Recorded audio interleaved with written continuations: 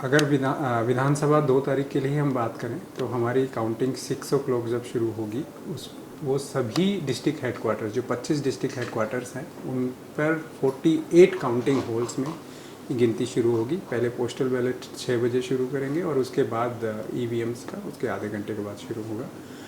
28 observers हैं जो election commission ने निर्धारित किए हैं जो सभी डिस्ट्रिक्ट हेडक्वार्टर्स में होंगे। इसके अलावा micro observers around more than 500 से ज़्यादा माइक्रो ऑब्जर्वर्स होंगे और बड़ी संख्या में पूरे इस डिस्ट्रिक्ट हेडक्वार्टर में काउंटिंग ऑफिशियल्स काउंटिंग हॉल में उपस्थित होंगे।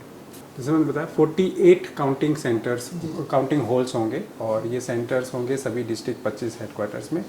3 लेयर्स सिक्योरिटी अरेंजमेंट्स होंगे। सीआरपीएफ का जो फर्स्ट लेयर है उसके बाद आईआरबीएन हमारे जो स्टेट फोर्सेस हैं वो बाद में अपना सिक्योरिटी को देखेगी। इसके साथ साथ जो भी काउंटिंग हॉल्स हैं उनमें ऑथोराइज्ड जो काउंटिंग एजेंट्स हैं उन्हीं को अंदर जाने की परमिशन होगी। सभी के पासेस दिए गए हैं। मोबाइल और अदर इक्विपमेंट्स को प्रोहिबिटेड किया गया है और डीओ और एसपी सभी डिस्ट्रिक्ट हेडक्वार्टर्स में इंचार्ज होंगे जो अपने अपने आरओज के साथ और पॉलिटिकल पार्टीज़ के साथ जब एक फेमिलराइजेशन मीटिंग जो हुई उसके आधार पर यही निर्णय लिया गया कि हर जगह पर सिक्योरिटी को ध्यान में रखते हुए जो हमारे सपोर्टर्स हैं उनके लिए एक अलग जगह निर्धारित की जाए, मीडिया के लिए अलग जगह सेंटर्स बनाए जाएं और जो भी ऑथराइज्ड एजेंट्स हैं उनको भी अलग से उनकी एंट्री और एग्जिट होगी। इस ध्यान में ये भी रखा गया है कि जो हमारी ईवीएम्स हैं पोल ईवीएम्स हैं वो जब काउंटिंग हॉल में पहुंचेगी उसके लिए भी बैरिकेडेड व्यवस्था होगी ताकि उनके आने जाने में किसी प्रकार की कोई अवरोध ना हो। इलेक्शन कमीशन की इस बार की गाइडलाइन के हिसाब से हमने किसी भी प्रकार का कोई विजय जुलूस की परमिशन नहीं दी है। ये पूरी तरह से बैन रहेगा। जैसा मैंने बताया इवन बैरिकेडेड पूरी व्यवस्था की गई है जहाँ पर से सपोर्टर्स काउंटिंग हॉल से दूर एक जगह पर उपस्थित होंगे और उसके आगे उनको आने की व्यवस्था नहीं होगी। 144 हर जो हमारे काउंटिंग सेंटर्स हैं स्पेशली डिस्ट्रिक्ट हेडक्वार्टर्स में वहाँ पर ये हमने लागू किया है। सबसे पहले तो इस बार अरुणाचल में जो एक के बाद एक काउंटिंग हॉल में जब कॉन्स्टिट्यूंसी वाइज होती थी उसको इस बार हमने चेंज किया है और सारी कॉन्स्टिट्यूंसीज़ की गिनती एक साथ 6 बजे शुरू होगी।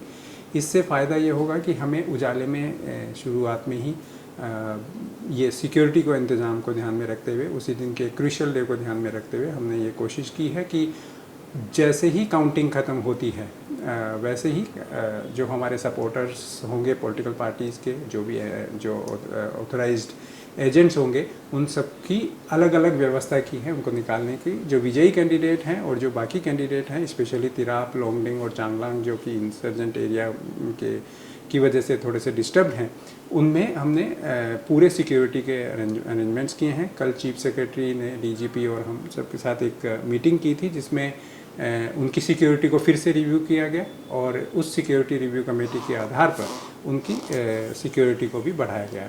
हर काउंटिंग हॉल के बाहर एक मीडिया सेंटर बना है। मीडिया सेंटर के साथ साथ हमने अपनी वेबसाइट पे उसका लाइव कवरेज रखा है। हर राउंड के बाद इंफॉर्मेशन दी जाएगी। डिस्ट्रिक्ट हेडक्वार्टर्स पर भी साउंड सिस्टम वगैरह लगाए गए हैं ताकि बाहर भी जो सपोर्टर्स हैं उनको भी उनकी जानकारी मिलती रहे। जो लोकल टीवी न्यूज़ चैनल्स हैं उनसे भी ये रिक्वेस्ट की गई है कि जैसे जैसे राउंड्स की इंफॉर्मेशन मिलती है वो भी पूरी जनता तक दें। इसके साथ साथ अब तो हमारी जो वेबसाइट है उस पर भी हमने किया कि अगर एक व्यक्ति अपने व्यवसाय में भी घर में बैठे हुए भी अपने मोबाइल से उस राउंड वाइज डिटेल्स प्राप्त कर सकता है, देख सकता है। इसके साथ साथ इलेक्शन कमीशन की जो वेबसाइट है उस पर भी हम लोग तुरंत राउंड वाइज डिटेल्स भेजते रहेंगे, ट्रांसक्रिप्ट करेंगे जो कि पूरे देश भर में लाइव देखा जा सकता है। पहले ये काउंटिंग जैसे मैंने देखा पिछले कॉन्स्टिट्यूंसीज़ के रिजल्ट को ध्यान रखते हुए तो पूरा दिन भर और कई जगह पे रात और अगले दिन तक भी चली है। लेकिन इस बार हमारी कोशिश ये रहेगी कि दोपहर ख़त्म होने से पहले पहले यानी 12 बजे से पहले पहले हमारे सारे रिजल्ट्स बाहर होंगे। ऐसी हम कोशिश पूरी करेंगे। 4th को 8 बजे हमारी काउंटिंग शुरू होगी लोकसभा इलेक्शन के लिए। हमारे यहाँ पे 2 कॉन्स्टिट्यूएंसीज़ हैं और तेजू और आलो दोनों ही वेस्ट और ईस्ट कॉन्स्टिट्यूंसीज जो हमारी पार्लियामेंट्री कॉन्स्टिट्यूंसी उसके आरओ हैं, जो डीओ अभी दोनों हैं।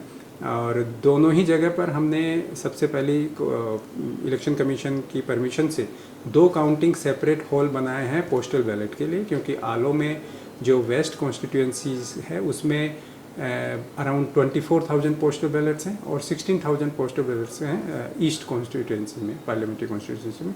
तो दोनों के लिए हमने सेपरेट हॉल बनाए हैं, दोनों के लिए AROs की व्यवस्था की है। 14 टेबल्स हमने पोस्टल बैलेट के लिए लगाए हैं, जिसमें हर एक टेबल पर एक ARO जो एडमिनिस्ट्रेटिव ऑफिसर होगा वो जिम्मेदार होगा। इसके साथ साथ सभी डिस्ट्रिक्ट हेडक्वार्टर्स 25 पर, जैसा कि हम कॉन्स्टिट्यूंसी वाइज ये कर रहे हैं, वैसे ही विधानसभा के साथ साथ लोकसभा के नतीजों के दिन भी हम कोशिश करेंगे कि सारे डिस्ट्रिक्ट हेडक्वार्टर्स पर कॉन्स्टिट्यूंसी वाइज गिनती शुरू हो और लगभग वही 11 और 12 बजे तक हमें सारे रिजल्ट्स सामने आ जाएं।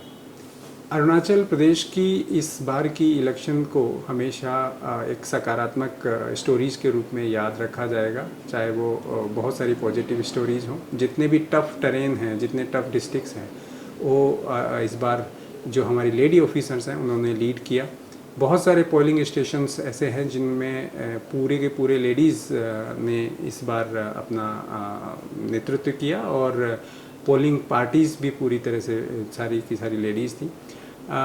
इसी से एक छोटा सा ये मिलता है, ये प्रूफ होती है कि यहाँ की जो सिचुएशन है वो बड़ी पीसफुल है। यहाँ पर बहुत सकारात्मक वातावरण क्रिएट किया गया, बहुत सारे प्रिवेंटिव मेजर्स लिए गए, किसी प्रकार का कोई ऐसी हिंसा की वारदात इस बार नहीं हुई। इसी पॉजिटिविटी को आगे बढ़ाते हुए काउंटिंग के दिन भी मैं सभी हमारे मतदाता जो भी रहे हैं, जो पार्टीज़ के जो रिप्रेजेंटेटिव्स हैं, जो एजेंट्स हैं, उनसे भी यही मैं निवेदन करूंगा कि इसी सकारात्मकता को, अरुणाचल प्रदेश की जो शांति, वैभव और जो समृद्धि को आगे बढ़ाते हुए उनके जो पॉजिटिव जो व्यवहार उन्होंने इस पूरे इलेक्शन प्रोसेस में दिखाया, उसी को काउंटिंग के डे और काउंटिंग के बाद भी उसको बरकरार रखें और अरुणाचल का मान बढ़ाएं।